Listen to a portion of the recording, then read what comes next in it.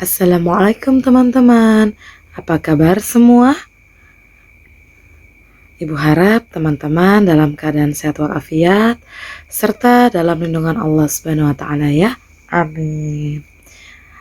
Oke teman-teman, alhamdulillah hari ini kita masih diberi nikmat sehat ya, sehingga kita masih bisa bertemu lagi di Sentra Sains ya. Nah, seperti biasa, sebelum memulai sentra, kita berdoa dulu ya teman-teman, supaya ilmu yang akan kita terima itu menjadi ilmu yang bermanfaat dan penuh keberkahan ya. Yuk kita berdoa. Bismillahirrahmanirrahim. Rabbi zidni ilma warzuqni fahma birahmatika ya arhamar rahimin. Amin. Masya Allah, alhamdulillah di Sentra Sains pekan ini kita membahas topik yang baru ya. Untuk tema dan subtemanya masih sama ya teman-teman, yaitu temanya tentang ciptaan Allah, subtemanya tentang manusia.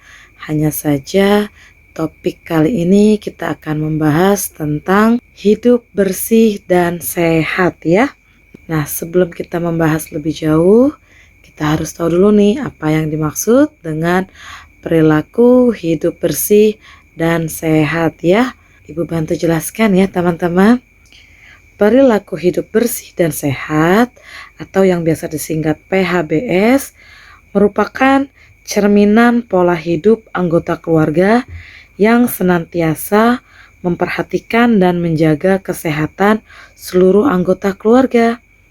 Nah, jadi kita bisa simpulkan ya bahwa perilaku hidup bersih dan sehat atau PHBS ini adalah semua perilaku yang dilakukan atas kesadaran sehingga anggota keluarga dapat menolong dirinya sendiri di bidang kesehatan dan berperan aktif dalam kegiatan-kegiatan kesehatan yang berada di masyarakat.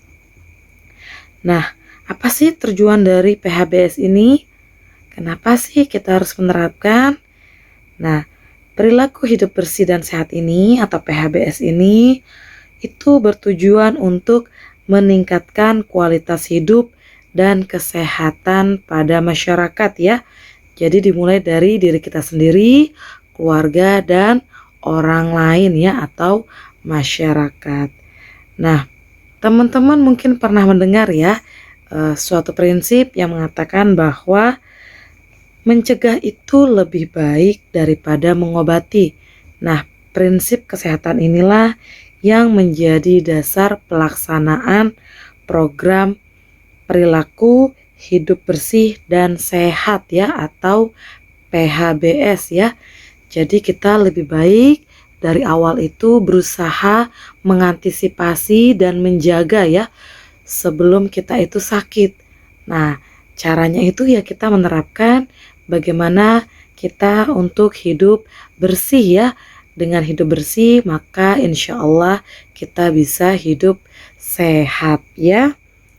Nah, perilaku hidup bersih dan sehat ini atau PHBS ini dapat dilakukan atau diterapkan di beberapa lingkungan ya.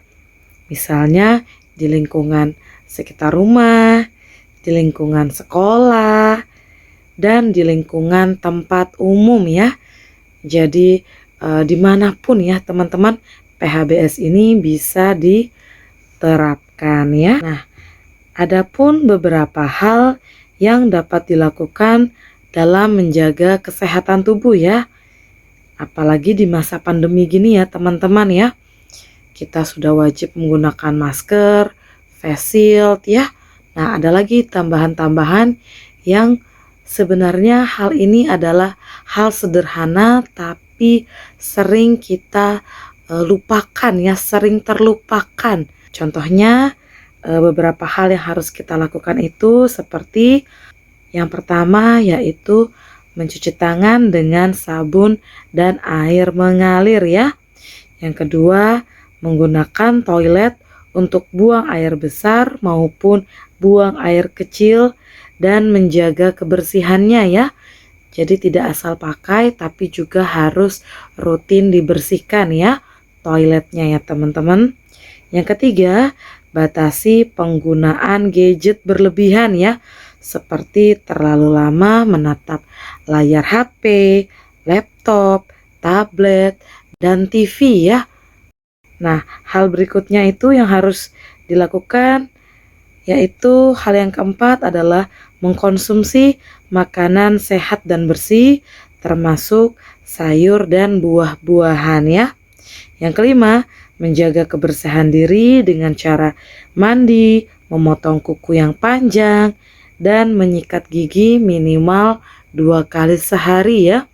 Usahakan teman-teman menggosok giginya itu sebelum tidur juga. Nah, terus yang keenam adalah istirahat yang cukup. Yang ketujuh, memberantas jentik nyamuk. Yang kedelapan, berolahraga secara rutin. Yang kesembilan, membuang sampah pada tempatnya ya. Nah, hal-hal ini sebenarnya hal-hal yang sederhana ya, yang sepele untuk dilakukan. Tapi kita tidak bisa pungkiri bahwa kita sendiri suka lupa, suka lalai, ada yang terlewat ya. Mulai dari sekarang kita belajar bersama-sama untuk bisa merutinkan kegiatan ini ya, apalagi di masa pandemi virus corona ini ya. Seperti kita kalau keluar itu harus membawa hand sanitizer, membawa masker, menggunakan face shield ya, tidak sembarangan menyentuh benda-benda ya. Hal-hal ini adalah hal-hal kecil yang tapi membantu kita dalam menjaga kesehatan kita ya teman-teman ya. Apalagi tadi ya ada dibahas tentang batasan penggunaan gadget ya. Nah, kalau kita terlalu berlebihan, tidak bisa mengatur, tidak bisa membatasi penggunaannya, entah itu nonton TV, main HP ya, dan lain-lain. Nah, itu bisa yang paling terasa adalah terkena radiasinya itu langsung ke saraf yang ada pada mata kita ya. Jadi dikhawatirkan ada gangguan pada indera penglihatan kita. Begitu juga dengan mandi, memotong kuku ya, atau menyikat gigi ya teman-teman ya. Nah, karena dianggap daring juga dari rumah, ada beberapa mungkin dari kita yang mandinya itu tidak teratur ya, karena dianggap badannya tidak kotor, sehingga mandinya dikurangi, yang tadinya sehari 2 kali bisa sehari sekali. Begitu juga dengan menggosok giginya ya teman-teman, ada yang masih tidak dirutinkan, padahal sebaiknya kita menggosok gigi minimal 2 kali sehari ya, dan sebelum tidur malam ya, itu harus kita gosok, kita sikat giginya ya. Begitu juga dengan membuang sampah pada tempatnya ya, itu penting sekali supaya rumah kita itu terlihat lebih bersih dan rapi ya, dan tidak menimbulkan aroma-aroma tidak sedap ya teman-teman. Dan ada lagi dibahas tadi tentang memberantas jentik nyamuk ya. Jadi kalau rumah kita itu kotor, otomatis menjadi sarang nyamuk ya. Kalau banyak nyamuk di rumah itu rasanya tidak nyaman ya teman-teman ya. Selain kita merasa gatal pada saat gigit, dan ada beberapa jenis nyamuk yang bisa menjadi sumber penyakit tertentu ya, seperti nyamuk Aedes aegypti ya, yang bisa menjadi sumber penyakit demam berdarah. Nah, adapun dampak negatif yang diakibatkan karena tidak menjaga pola hidup bersih dan sehat ya. Yang pertama, mudah terserang penyakit ya. Contohnya itu seperti penyakit kulit ya. Ini yang penyakit paling sering langsung terlihat ya teman-teman. Yang kedua itu lingkungan di sekitar rumah menjadi kotor ya, baik itu lingkungan rumah, sekolah, dan tempat umum ya.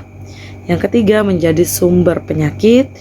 Yang keempat itu terjadinya gangguan mental ya, seperti kita gampang emosional ya, gampang marah-marah ya. Yang kelima, kekurangan gizi ya. Jadi kalau teman-teman nih masih suka males makan sayur, males makan buah, masih pilih-pilih makanan, itu juga bisa menjadi penyebab kekurangan gizi ya. Jadi makanan yang bergizi itu tidak harus mahal ya. Banyak yang murah tapi tetap kandungan gizinya itu bagus ya, baik dan tinggi untuk tubuh kita ya, seperti tempe, tahu, buah-buah yang murah seperti pisang, pepaya, sayur-sayuran ya, ada bayam, ada kangkung ya, ada wortel ya. Murah tapi menyehatkan ya. Sebenarnya masih banyak dampak negatif lainnya yang tidak Ibu sebutkan ya. Jadi pastikan teman-teman mulai sekarang rajin membersihkan tubuhnya serta lingkungan tempat tinggal dan sekitarnya ya. Nah, adapun contoh penyakit yang biasa menyerang tubuh ya jika kita tidak menjalankan pola hidup bersih dan sehat ya. Yang pertama itu adalah diare ya. Yang kedua itu adalah keracunan makanan. Yang ketiga itu adalah penyakit kulit seperti kutu air, biduran, panu, kurap, dan alergi kulit lainnya ya. Yang keempat itu adalah gangguan pernafasan. Yang kelima adalah demam berdarah atau DBD. Yang keenam adalah hepatitis A. Yang ketujuh adalah karies atau kerusakan gigi ya, seperti gigi berlubang dan tumbuhnya karang gigi ya. Yang kedelapan adalah cacingan ya, yang disebut itu sering kita sebut adalah cacing kremi ya teman-teman. Nah, berdasarkan contoh-contoh di atas kita bisa simpulkan ya, seperti diare, keracunan makanan itu akibat biasanya kalau kita jajan sembarangan ya, tidak memperhatikan kualitas makanan dan minuman yang akan kita konsumsi ya. Hal-hal seperti itu bisa terjadi pada tubuh kita ya, sampai mual, sampai pusing ya kalau sudah sampai keracunan. Apalagi kalau sampai terlalu sering diare, kita bisa lemas ya. Nah, dari sini Ibu harap teman-teman sudah mulai memahami materi yang Ibu berikan ya. Jika ada yang kurang jelas, silakan bertanya pada saat recalling atau minta bantu kedua orang tuanya atau pendampingnya di rumah untuk menghubungi Ibu via WhatsApp ya. Oke teman-teman, sebelum Ibu akhiri, seperti biasa, apalagi kita masih topik kita tentang hidup bersih dan sehat, pastikan teman-teman ya, lagi masa pandemi virus corona ini, pastikan kita menjaga kebersihan dan kesehatan ya, dengan menggunakan masker, sering mencuci tangan ya, membawa hand sanitizer, dan pastikan di rumah saja ya. Yuk kita bantu doa dan kita lawan virus corona ini dengan menerapkan pola hidup bersih dan sehat ya. Oke teman-teman, kita tutup dengan kafaratul majelis. Subhanakallahumma wa bihamdik, asyhadu alla ilaha illa anta, astaghfiruka wa atubu ilaih. Walhamdulillahi rabbil alamin. Amin. Assalamualaikum warahmatullahi wabarakatuh.